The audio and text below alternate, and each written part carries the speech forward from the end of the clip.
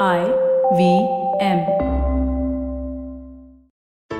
Paying your credit card bills on time is a great policy. This IPL season, with the Cred Mega Jackpot Week from 27th April to 3rd May, stand a chance to win some fabulous prizes like one Tata Safari car or gold worth 10 lakhs or even one entire Bitcoin worth close to 50 lakhs. Now that is amazing. Don't miss out. Just download Cred.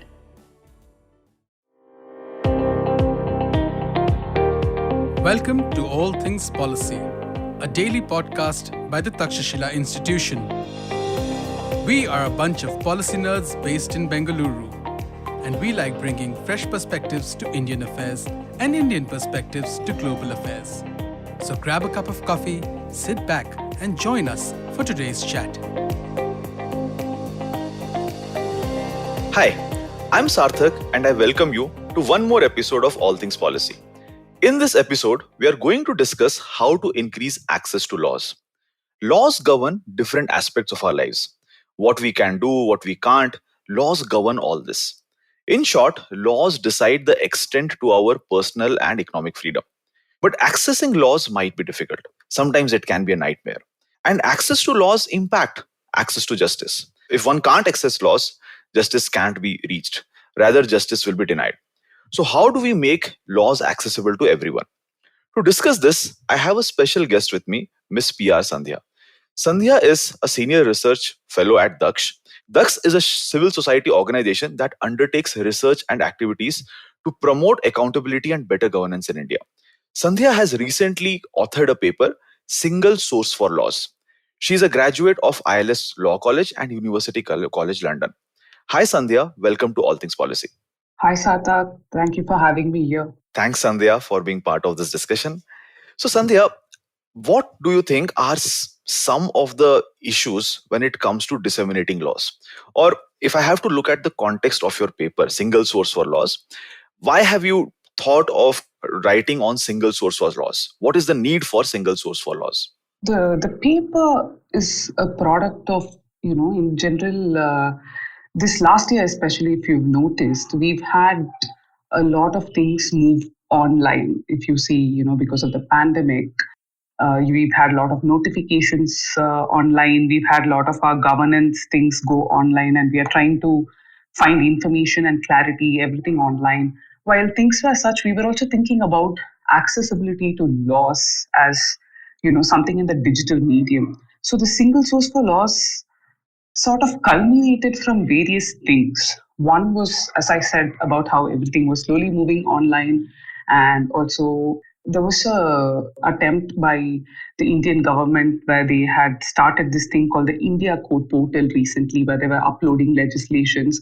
And a couple of years ago, Niti Aayog in their action plan also mentioned a single source for laws and how it sort of increases the rule of law per se and contributes to purposeful dissemination of laws. So all these things sort of culminated, and we decided to sort of write this paper to, try and understand for ourselves how this could be more important than we sort of think. At this moment, it might seem simple idea. Of course, laws are there, you just have to upload it. But then there are so many nuances to this, and that's how the single source for laws actually became an idea for us to get involved with and try to understand the different nitty-gritties of actually having a portal which is like a single source for laws for the citizens. So you mean to say that at present, there are again, there might be different places where you can find different pieces of law or different laws, but we don't have one common place where all these laws are there. Yeah, sure. And that makes it quite difficult for a common citizen to access laws. And since laws impact different dimensions of our lives, it can be something which is very confusing for an individual. Also, another important reason to have the single source for laws is the fact that we have many websites now. We have the state gazettes, we have the central gazette, we do have websites where laws are put out. But the need for a single source becomes really important because we have various sources of law in India, right? We have primary, we have subordinate, sometimes we have laws made at the municipal level. So getting access to everything sometimes is very difficult. The citizens are left in a state of confusion. So, in that context, the single source for laws will really benefit citizens because you can go to that one portal, you can access a subject. If it is bifurcated according to the subject, then you access the subject oriented law, and it becomes quite easy for you to access the laws. And we might also have to remember that, ignorance of law is not an excuse.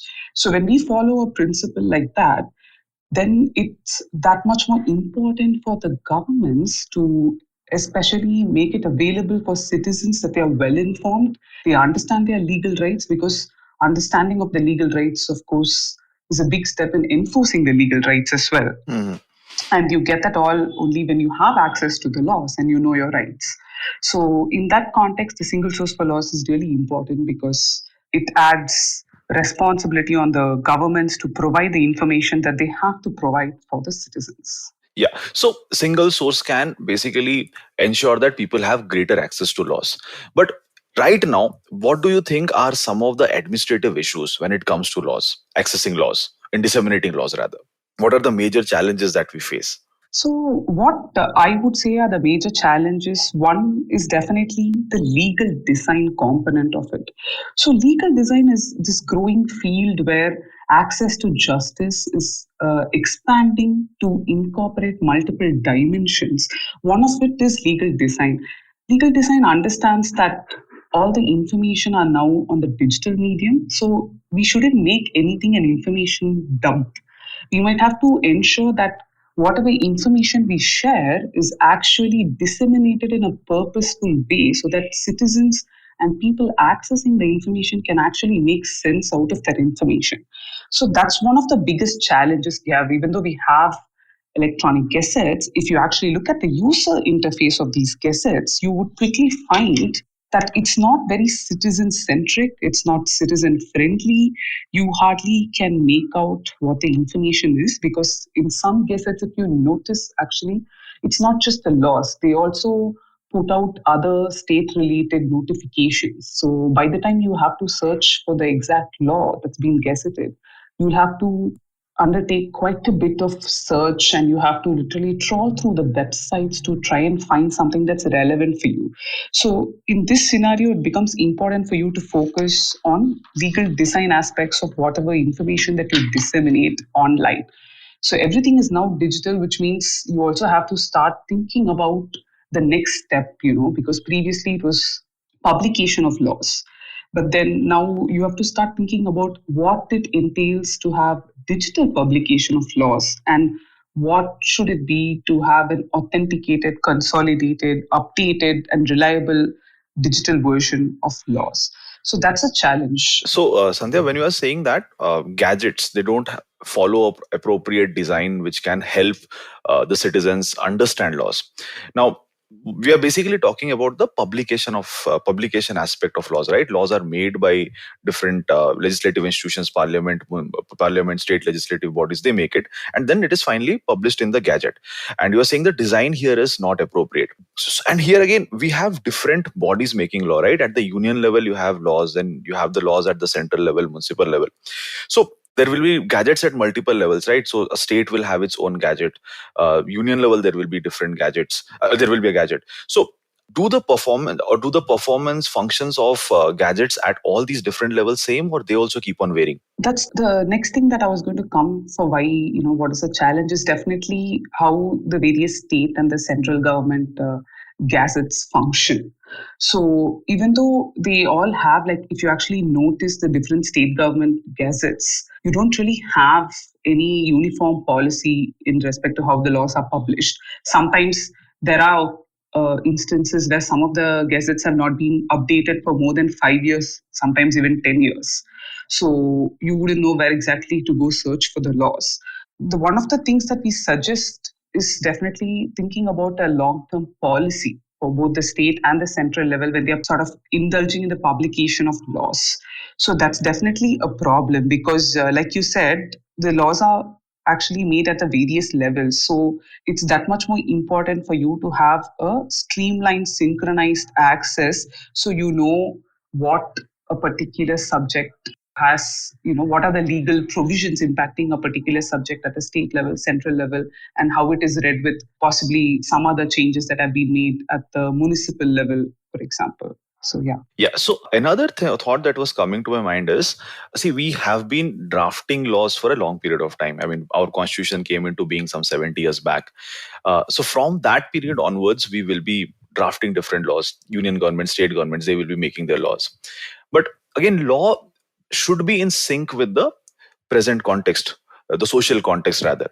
So many of the laws that would have been formed maybe some 40 years back, 60 years back, they might not be useful, or they might be rarely used in the present context. Right. So do we have any provisions by which the laws which are not used right now, they are removed, or now also they are part of these gadgets? I'm asking you because if, let's say, there are laws which are rarely used and they are also somewhere there, then those laws which we frequently use, they are also tabled with them, and it can provide a confusing picture to the citizens when they are trying to access it. Yeah, that you're right. So at the end of the day, even though this paper is, predominantly talking about dissemination, we do refer to one particular aspect where dissemination is closely linked to the making of laws.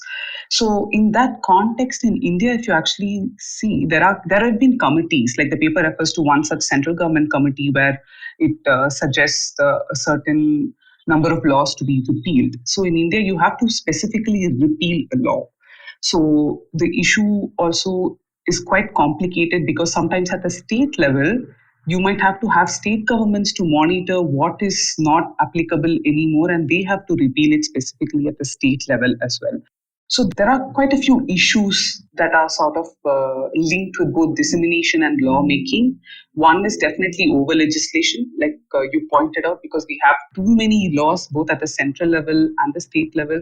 Actually, some scholars actually say that at the state level we don't even have any particular sense of the approximate number of laws at the state level. So that's how confusing things are at the state level. So disseminating state level laws sometimes is a harder challenge than disseminating central level laws and keeping a tab on the central level laws. And then there is, of course, sometimes you might have the law, but there might be a specific provision that stands repealed, but you're not really sure if it is repealed or not. So that is another sort of an issue as well that ties up with the over legislation and contributing to the confusion that citizens face. So in a way, yeah, there are some issues where lawmaking impacts dissemination. One way in which it can possibly be combated, we think is, and we also mentioned that in the paper, is that we think sometimes there should be better line of connectivity between making of the laws and an enforcement schedule, for example. And also we think you need to, for example, if you pass a particular law or a particular set of amendments, you have to make an enforcement schedule saying on so and so date this will come into effect, on so and so date this next provision will come into effect, and then it should immediately be updated. So that's one way you have to invest on that linking mechanism to make sure that the confusion is reduced. As regards over legislating and confusion because of not repealing, that's a separate issue that's really not something dissemination can do with. That needs to be a concentrated effort on the parts of the state government and the central government to constantly monitor and keep repealing the laws specifically, because the mechanism we follow in India is that we have to specifically repeal the laws that are not in existence or not applicable anymore. The enforcement schedule is something which is interesting. I was going through a paper, and you have mentioned how there have been certain laws like the Foreign Exchange Management Act, how within a span of 12 years there have been some 290 changes in that law. So imagine the plight of individuals who would be following, who are directly impacted by this particular law. So they have to regularly keep updating themselves all changes have happened. And this also reminded me of those demonetization days. Right after demonetization, how many times the different laws used to change? Every second day there will be a new policy. You have to go to the RBI website and keep on looking at their circulars. And after some point of time, we even stopped tracking all these changes. Yeah. Also, another thing that we might, do well to remember is the fact that all these FEMA and all that, if you notice, private publishers take over after a while. So you might have to buy the book every year. Yeah. So you have that issue as well because you are now sort of relying on private dissemination as well. So that also starts, you will start questioning about the amount of resources that you have to put in if you're dependent on a legislation like FEMA, and then you will have to rely on private dissemination of the laws as well. Yeah, so again, not everyone will have access to this, or they have to pay Exactly. for it from their own pockets. You have also talked about some other challenges that we have when it comes to accessing laws. For example, you mentioned about social and cultural barriers that are there. Yeah. So as much as I'm deeply aware that this paper we talk about digital dissemination of laws. While we do think that digital dissemination is really important when everything is moving online, and we are also acutely aware that there is a lot of challenges in terms of ensuring inclusive accessibility. So there is a considerable amount of population perhaps that could not have digital access. That could be two reasons. One could be because maybe you're not digitally literate, even though you might have the resources. And another reason could be that you just simply don't have the resources to access the digital medium at all. So that's another issue as well. Even though we don't, I have to say that we don't really delve deep into how to improve inclusive access in terms of non-digital mechanisms because there's only so much we can do within the paper. We've tried to signpost that it's an important thing for us to remember and not focus on digital accessibility without thinking about how to bridge this gap between those who do not have digital access yet. That's one of the social cultural barriers. Another social cultural barrier which we think is really important and we think something needs to be done is the linguistic access. Because if you actually notice, most of our legislations are either available in English or sometimes you will find some central legislations if you go to the official language wing, perhaps that department website, you will find that some of the central legislations have been translated to Hindi or a few other languages. But you don't find translations for all the official languages. So, this is an important aspect that we might have to start thinking about because you're not making laws for only a few people who understand Hindi or English.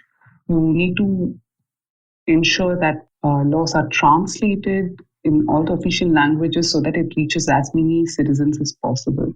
So, this could actually be an important part of inclusive access as well, because you need to remember that linguistic access is equally important. Does it also make sense to convert laws in regional languages to other languages, to maybe English, Hindi?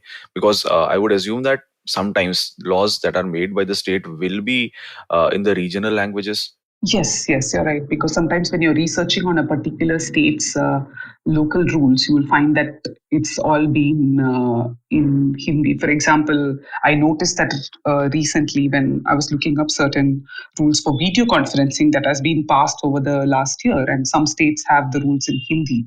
So yeah, it'll also make sense sometimes for certain rules to be translated to English as well for other people to access. So, Sandhya, these are all different kind of challenges right now that we have when it comes to accessing laws. And access to laws is one of the fundamental pillars of rule of law. Now, can you substantiate something on it? Why rule of law is important and how lack of access to laws is impacting our performance when it comes to rule of law? So the thing with the single source for laws is that it's really this sort of a venture is important for us to ensure that our laws are clear, our laws are updated, our laws are certain, and all these dimensions, the certainty aspect, the availability and the updated availability aspect, as well as the clarity aspect, it all fits into the rule of law scheme. It's also one of the parameters in the World Justice Project where they talk about open government and they talk about availability of laws as well. And further, there are certain important factors within the Indian judiciary sometimes. For example, I just want to cite one case law as an example. So in there was a case called the Mumbai Grahak Panchayat versus the state of Maharashtra and others, where the Bombay High Court identified that the lower judiciary in Maharashtra, they do not have adequate access to copies of legislations themselves. Now, this is an important example because more often than not, we think it's only the citizens who are struggling because we don't have a single source for laws. But the fact is that even the lower judiciary, in some instances, are also struggling to access updated, consolidated versions of legislations and sometimes have to rely on lawyers for the copies, and sometimes it also will in effect impact the judgments that are made. So it's important for rule of law in the Indian context that the single source for laws will be crucial in improving accessibility of laws, which will indirectly also ensure that you have judgments that are made according to the latest versions of the law. Yeah, so single source for laws is something which is, crucial, and it is the need of the hour. It is something which can benefit citizens. It is also something which can improve the delivery of justice. It can establish rule of law. And at present, we are trying to have some, there are some efforts by which we are trying to establish these things, but it is not optimal, or it is not something that is, we still have a lot of scope to improve on this. So, Sandhya, what are some of the ideas by which we can improve the single source for laws? I think what we try to do in this paper is, but before I get into the ideas, I just want to say that we understand that it's going to be quite challenging to have the single source for laws in the best possible sort of way in which you can build a single source for laws. It's going to be a long-term process. That being said, some of the ways in which we think we can really start engaging with this concept of single source for laws and is one of the ways is to try and improve on an existing portal and leverage existing resources. For example, we have the India Code portal. So we think that it's a good place to start, and improvements to the India Code portal can in effect become a single source for law portal. That's one of the ways to go about it as well. While we are trying to leverage existing resources and transform the India Code portal, we might have to ensure that we'll have to revisit some fundamental impediments as well. One of the impediments is definitely the use of disclaimer clauses. So what happens in the Indian context right now is whatever government gazette website you go, or if you go to the India Code portal, you will find that there are disclaimer clauses where a disclaimer clause is in effect where the website will give you the contents and then the website will say, we are not going to give you guarantee for accuracy. And that's a problem, because if you're going to be a government repository where citizens and everybody else comes to you for an authentic copy, you can't have a disclaimer clause. So that's something we might have to rethink, and we might have to do away. I would say we should definitely do away with the disclaimer for accuracy and try and limit the scope of a disclaimer clause to possibly saying, okay, this is information, this is not legal advice. That's one way to go about it. So that's one of the things in which we should remember when we are transforming existing portals to a single source for laws. And the other thing that we might have to do is definitely think about building a policy for publication of laws, especially digital publication of laws, because this sort of a policy framework should take into consideration state government authorities, the Department of Publishing and Printing at the state level, and as well as the central level, where you will have to take into the central government's Gazette department. You might have to ramp up the resource requirements in these Gazette departments and ensure that there is a policy in which, as soon as a law is made, it is sort of communicated to the different departments and it is uploaded. So there might have to be a concentrated effort to improve this process of streamlining publication of laws. So that is one of the other ideas that we float in this paper. And definitely, as I've already spoken a little bit about legal design as well. So one of the other ideas is improving legal design components in our digital repositories, especially when we build a single source for laws. If I'm a senior citizen, I should be comfortable accessing the website. If I'm a differently able citizen, I should also have other options for me to access this single source for laws. And importantly, when citizens come in, they should quickly be able to find what they are looking for. I mean, it's quite complicated to understand everything within a legislation, but the least is try to ensure that you can place what you're looking for in an easy way. And one of the ideas that we float is actually quite interesting, and it's called using. I mean, we suggest using a standard that is approved internationally called Akoma no Toso, which is a sort of a 360-degree viewing of a legislation. Of course, I'm sure there might be other options apart from Akoma no Toso. One of the ideas is Akoma no Toso. So it's basically where you can access the legislation and you can access it at different dates. So you know what a legislation was as on date. So I think this could be useful for both judiciary, the lawyers, as well as citizens, because you know what was the law as on the date that you're possibly trying to look for, because you have issues like cause of action and all that when you file cases, and this could make a big difference. And it also will ensure that even if there is a legislation with maybe 200 amendments, as on date, you can still access the consolidated legislation. So that's a great way to go about improving a single source for laws using a standard like Akoma no Toso. One of the ideas was also taking inspiration from something that was floated but was not really taken up, because there was something called the Transparency of Rules Act that was floated, where that kind of proposed legislation, actually what it did was try to create an incentive for policy. So that Transparency of Rules Act was basically trying to ensure that government departments are compliant with the rules in terms of ensuring that they place every citizen facing rule, regulation, and other requirement in the website in English, Hindi, and regional languages. So we definitely think trying to create an incentive based policy or legislation like that would also be important in promoting this single source for laws as a venture. And finally, of course, I've spoken about the linguistic access. So that's also one of the ideas that we've floated here in ensuring there is single source for laws.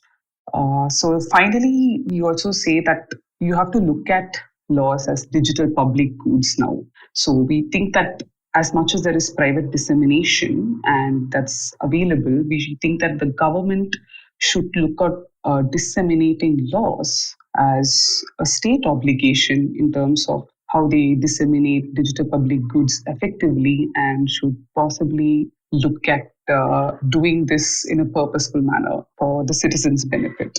This is an interesting bit that dissemination of law should be considered as a public good. Yeah, definitely it is something which the government has to do, because the very nature of the public goods, right? So private players might not have much incentives in disseminating it. So government has to step in here. So basically, how can we improve the single source for laws? So we need to have incremental changes. Already we have some portals. We have to build on that. We have to focus on the legal design. We have to ensure that it is easily accessible. People from different sections of the society, despite all the cultural, social barriers, should be able to access it. We have to fix responsibility, accountability. So these are certain things that we need to focus on. And that way, a single source for laws can be a one-stop solution for all our law needs. Sandhya, would you want to add something to this?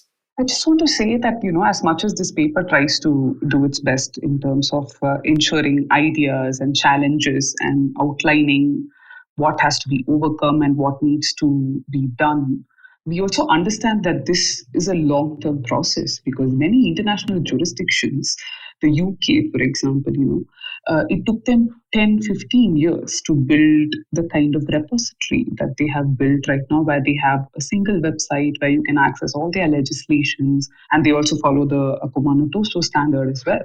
So we might have to bear in mind this is a long-term planning process. As much as we should start right away, we should do things in incremental phase-wise changes, because we can't change everything overnight. But this is going to have long-term benefits that citizens and government can reap from as well, because the paper, that's why, also focuses on long-term use of technology tools as well, in terms of how, you have a repository like this and you collect data. You can also keep a tab on how to improve your lawmaking process. apart from other things. So while we look at this as an important investment, we should also think that this is going to be a long-term process with long-term benefits. Thanks, Sandhya, for the enlightening discussion. Thank you, listeners, for staying tuned. If you want to read the paper, the link is along with this podcast. Thanks, everyone. Thank you so much. The Takshashila Institution is an independent, non-partisan think tank and a school of public policy. We have education programs lasting 1 semester and 1 year that are tailored specifically for people like you. They are all online and you can take them from anywhere. Admissions are now open for our 12-week graduate certificate program in public policy, defense and foreign affairs, technology policy, and health and life sciences. Visit takshashila.org.in/courses to find out more.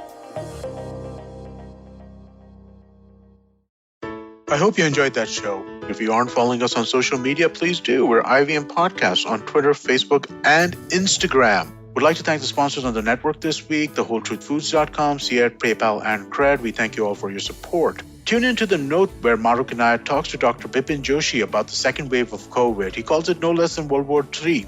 On The Habit Coach, Ashton was joined by Yoshita Dave, who's a sex educator and intimacy coach. On Paisa Vaisa, Anupam Gupta was joined by Amit Thakkar and Hiral Jain of Market Pulse Technologies, and they talked about trading in Indian markets. All Things Policy by the Takshashila Institute had on board Mihir Mahajan and Pranay Kotastane to talk about the recent changes in the Indian intellectual property front. You should definitely check out the Cyrus Says episode with Ace casting director Mukesh Chabra. They discussed some of his best work. We also had Ira Mukhoti, who has authored various books on history and mythology from a female gaze. The IPL season's in full swing and we have Edges and Sledges in English and Khel Niti in Hindi if you want to check out cricket content. Really great conversations on both of those shows. Do check those out. And with that, I hope to see you again next week. From uncensored and unfiltered chats with the who's who of the entertainment industry, I, Siddharth Kannan, bring your very heartcake chat show called Candid Kannan. Tune in every Friday on the IVM Podcast app or wherever you get your podcasts.